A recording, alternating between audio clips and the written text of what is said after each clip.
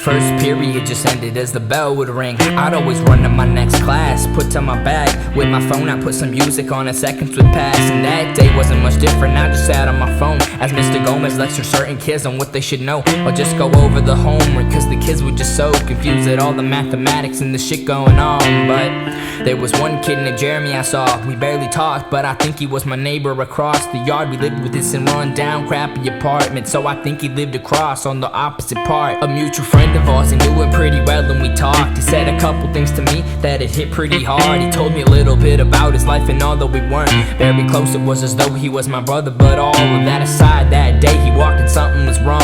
I could tell he was off by the way that he walked. He seemed a little nervous, he was never that talkative, but he was even quiet for him. And then I thought about the group of guys that sat in the back of the class. They'd always mess with him, grab him, throw his bag in the trash. They'd harass and beat his ass and strip him down for some cash. The teachers clearly saw it, of course they never would act. This group of bullies, they scared him, they would shove him in lockers, call him faggot or stalker. Yeah, I guess he was awkward, but just because he wasn't, didn't know how to talk to a girl he was into, that don't mean that he stalks her. They had made a living hell out of Jeremy's life. Other problems aside, they terrorized as he cried. They'd make him scream out in pain from all the bruises acquired. And that's not even mentioning the worst parts in his life. His parents beat him.